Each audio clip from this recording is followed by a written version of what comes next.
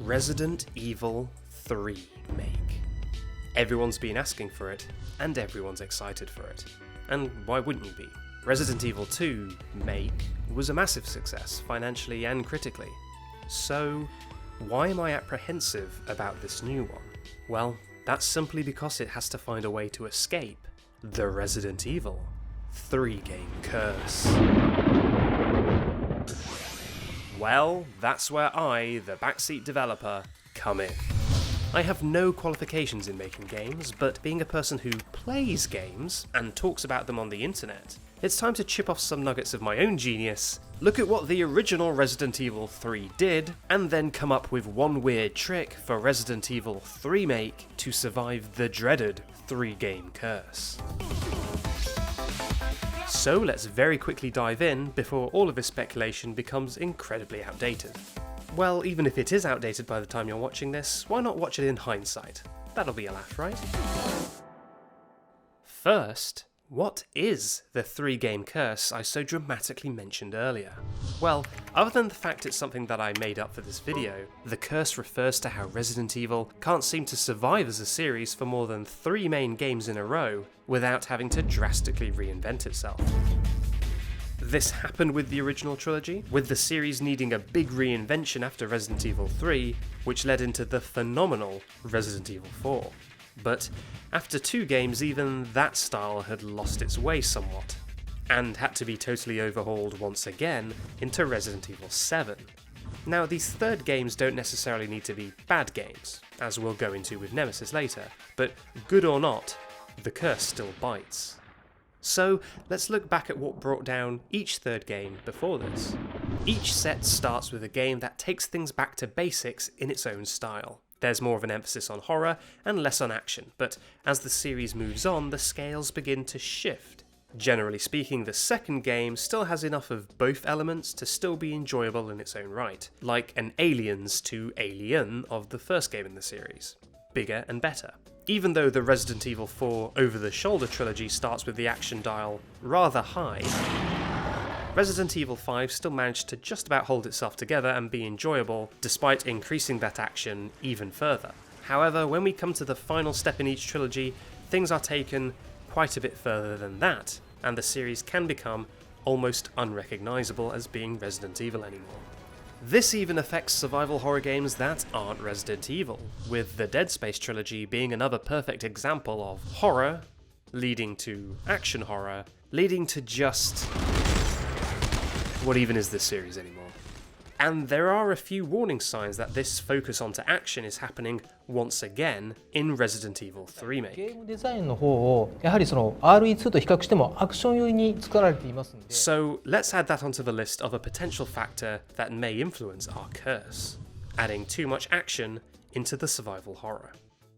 Now, the original trilogy going into Nemesis certainly had some of this too, with Shinji Mikami, who oversaw some of Resident Evil 3's development, stating in a 1999 edition of Edge magazine that Resident Evil 3 was for people who really enjoy action games. But despite this, honestly, Nemesis still feels very Resident Evil-y. I mean, we've got obscure door puzzles coming out of our ears over here.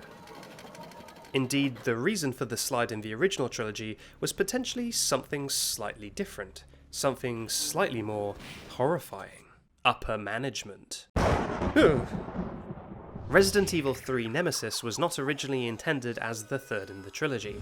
It was instead a spin-off game that would act as a simple prequel to Resident Evil 2, featuring a gang of Umbrella mercenaries. Later in development, it became promoted to a mainline entry, and Jill was added as the protagonist. But why? Well, because they wanted a new game in the series to hold people over until the new consoles came out, and they could make that game fairly quickly, building off what they'd done for Resident Evil 2, reusing assets that they'd already generated to release just one more title before everyone made the jump to those next generation systems. Which, you know, could mean cutting a few corners or not implementing a few features because they just had to get it out of the door to release it about a year or so after Resident Evil 2. Oh my god, it's happening again, isn't it? So I think that's definitely another factor that can make the curse take hold, letting a tight schedule create a squished game. Just make more content while maintaining the same quality in the same amount of time. Capcom, if you want to hire me, just hit me up on Twitter. But just how squished and content poor is Nemesis? Honestly, not really, and Nemesis is weirdly the most impressive game of the original trilogy in many ways. So why did it still slightly underperform compared to the previous two entries, critically and commercially? Well, we'll find out when we look into that now. Usually at this point in the video I would summarise the plot of the game, going through beat by beat what happens before using that information to add a few more things onto our list and press on. But it's not quite possible with Resident Evil 3 Nemesis. Spoilers for Resident Evil 3 Nemesis. I can tell you that Jill Valentine is trapped in Raccoon City. Somewhere along the way she meets a charming mercenary and they work together to get out of the city. She also meets a very nasty monster called Nemesis who wants to kill her, and an equally nasty man named Nikolai. I'm one of the supervisors. That's all you need to know. Who exists. He does things. Another mutant! And, after a frankly embarrassing amount of helicopters, Carlos and Jill do escape just before the city is blown to bits. Now, the reason why that description is so hazy is because the details and individual events of Nemesis are fluid and constantly shifting and changing. For a visual aid, here is the structure of Resident Evil 1. 2 separate campaigns, distinct with different story events and gameplay opportunities, as different playable characters have different skills. Pretty simple to understand. Resident Evil 2 took it a bit further. 2 separate campaigns with 2 playable characters, but this time with a second shorter scenario for each campaign that fills in the blanks with whatever character you didn't play as. Again, a very clear and easily sellable increase in the content and replay value. Now here is what Resident Evil 3 looks like. What does this even mean? Well, this is in part the result of a new system to the series called Live Selection, which lets the player make choices at critical moments during cutscenes. But the reason this is so complicated to talk about is that live selection is only the tip of the iceberg. Resident Evil Nemesis is constantly tracking and reacting to everything the player does, and adjusting the game and the story to make the most sense at that moment. And frankly, it's the most impressive version of this technique that I've ever seen. Let's take a look at one tiny example to show you how deep this goes. This cutscene when Jill questions mercenary Carlos about his intentions in the city. Why did Umbrella send your team here? Our mission is to rescue the civilians. How kind of you. When you open this floor panel in the restaurant, Carlos will appear, before being interrupted by Nemesis. How did he find me? Here you can choose to either hide in the basement or hide in the kitchen. 2 choices. If they affect that cutscene at all, there will be 2 different versions of that cutscene, right? Well, not quite. This way. If you choose to hide in the basement, it will begin to flood, starting a timed sequence where you have to escape. If you aren't able to find that escape, then you're put back in the restaurant, and escaping out the back door will get you this cutscene. I need to ask you something. But what if you want to escape out the front door instead? Well, they also made a version of that same cutscene outside this door, just in case. I need to ask you something. If you choose to hide in the kitchen instead, you blow up Nemesis, and you're given a short moment to collect yourself before he revives, which will also lead to those same 2 conversations at the exit of your choice. But what if you do solve the timed puzzle in the basement? Well, then you escape to a different place, and now with the luxury of a bit more time, you have a longer and differently scripted version of that same conversation. Wait. I have to ask you something. I know. You want to ask me out? All the foxy ladies love my accent. It drives them crazy. 3 entirely different versions of one cutscene just to account for player actions. It's in line with what modern video games do, but impressive for something that's over 20 years old. But I've tricked you. That's not all, at all. What if you don't open this floor panel, and instead you progress the game in a different order, and go to the newspaper office instead?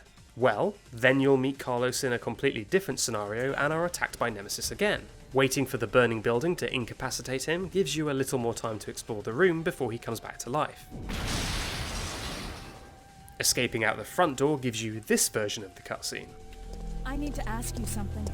Why did Umbrella send your team here? But you do also have the option of jumping out the window, which gives you this cutscene by the alley instead, which includes the longer audio. All the foxy ladies love my accent. 5 ways to view the same cutscene just to make sure that everything lines up with player actions. Well, yeah, you can probably guess that's still not all. In the situations where you fight Nemesis, you can also defeat him. Doing this will give you the extended versions of the cutscenes in the locations that were previously the rushed version. All the foxy ladies love my accent. 3 more versions, that's now 8 different variations of the same cutscene. Yeah, you knew this was coming. There's one more. If you blow up Nemesis in the kitchen and then run out the front door as quickly as possible, you get the long version of the cutscene, but it ends with the sound of Nemesis reviving. 9 versions of one cutscene just to iron out any tiny inconsistencies between what the player has done and the story they want to tell, most of which the player wouldn't even notice. Think about it! But it goes even deeper. Sometimes it's not even what you choose, but how quickly you choose it. In this very first choice between fighting Nemesis and escaping, if you choose to escape immediately, Jill will dodge a punch and escape into the RPD. But what if you agonise over the choice a little bit, and wait slightly longer to make the same decision? Well, now Jill's escape is much sloppier, and the cutscene sees her needing to dodge 2 punches before escaping inside the RPD. This system is bonkers. I mean, look at this! Games that came a decade later would settle for inserting one line where a character calls you out on something. I ain't dumb. I caught you in that lie last night about who you were with in that car. And they would get massive praise for it. Which begs the question, why didn't Resident Evil 3 get much bigger praise for doing this a decade earlier? Well, I think the difference is clarity. Resident Evil 3's adverts don't advertise it as a constantly shifting puzzle box, a game that reacts to everything you do and changes every time you play. No, the adverts are a little more focused on just one thing, really. Yeah, this guy. A lot of players probably play through once, see the ending and decide that, yeah, they've pretty much seen everything. As a GameSpot review from the time accurately put it, if you were spoiled by the 2-character system in the first game, and super spoiled by the 2-character 2-disc force scenario of the second game, then you'll be disappointed to find that there is only 1 character and 1 disc to play in Resident Evil 3. The game is over a lot sooner than the previous 2 games. So, obviously the choice is that if it's in Resident Evil 3 Remake, it should be heavily marketed as a huge feature that, oh yeah. So yeah, they're focusing on Nemesis himself again. Well, in that case, I think we should eye the life selection system with a little bit of concern, and be open to the possibility that structuring it in a slightly more traditional way could be an option.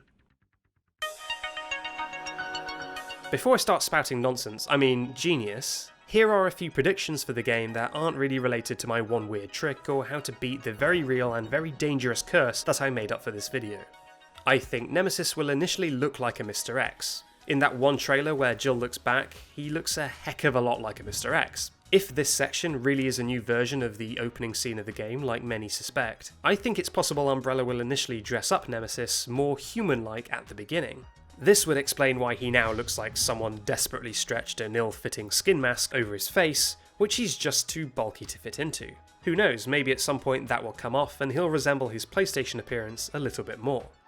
Like Resident Evil 2, this game will not include spider enemies, because Capcom is well aware that including a gigantic photorealistic spider in their game is just no good. The RE3 Remake will have more connections to the RE2 Remake than the original 2 games had, and they'll spread more of the game's events over the timeline so that they overlap more. Expect to hear this bell ring at the RPD as this puzzle gets solved. An earlier and happier version of Kendo, maybe we'll even see his daughter get bitten, and maybe this earthquake in the parking lot is actually caused by that bloody massive alligator or something. Jesus! That an earthquake? Finally, they'll go in and patch further little details into the main game of Resident Evil 2 Remake, to make these connections stick even harder. There, that's the lot. So now that we've all had a bit of fun, let's get back to what we're here for. How do we escape the clutches of that dang curse? Oh my goodness, we finally made it. It's time for some backseat game development. So let's get on our best YouTuber face and try and fix some of the things that probably aren't even broken. Well, we've got a list, so let's start meddling. Looking at what we know about Resident Evil 3 Remake, and how the marketing is going a very similar way to the first time round, I'm going to propose something somewhat controversial and say that we strip out the life selection element. That doesn't mean entirely. We may still have a few small choices along the way, but certainly removing some of the insanely responsive content that seems to have gone underappreciated and unnoticed the first go around. But what will we be replacing it with? Well, something that's been a long understood way of adding replay value to Resident Evil games. 2 campaigns. I think there's even evidence that this could already be the case. Look at this promotional art for Resident Evil 3 Remake. It could very easily have been just Jill and Nemesis. After all, she's the main character and Carlos is really only a supporting character, like Rebecca Chambers was in Resident Evil 1. This whole setup looks very familiar to these ones from Resident Evil 2 Remake, and tells me that Capcom may already be going down this road. And there's a lot of potential for this idea compared to Resident Evil 2. Whereas in that game, the characters only come together during cutscenes and remain separated during gameplay, Resident Evil 3 sees Carlos and Jill fight side by side at several points. I'd love to see player actions in their initial playthrough saved, and then played back when the player controls the other character, almost allowing you to play co-op with your past self for those select scenes. Now, this all sounds pretty Resident Evil 5 and 6, which is not the route I think we should take it. So how do we ground Resident Evil 3 Remake in a sense of horror if the game is apparently even more combat focused than Resident Evil 2 Remake? Well, first we have to confront the fact that the action gameplay in Resident Evil 2 Remake was actually kind of amazing. Fourth Survivor was some of the most pure fun I've had playing a Resident Evil game ever. And it would really be a shame to forego that completely just for the sake of avoiding a silly old curse. Well, that's exactly why the 2 campaigns will come in handy. It'll let us have our cake in one and eat it in the other. Let one be focused on action, and keep the other closer to the series' horror roots. The original game already had an unhelpfully binary hard and easy mode, which functioned in a slightly similar way, with the easy mode loading Jill out with machine guns and magnums from the very start of the game. In fact, they're the exact machine guns Carlos and the other mercenaries used. Well, now we have a real Carlos campaign, so it makes sense that that will be the tone of his, with him darting around the city with an ever-dwindling team, completing objectives assigned to Umbrella, all while heavily armed and taking down an enormous amount of zombies. And we can even give Nikolai a little more to do by making him the nemesis of Carlos's campaign, laying ambushes and playing dirty, and not resting until that one loose end in the city is tied up once and for all. However, why is it that he gets all the gung-ho action?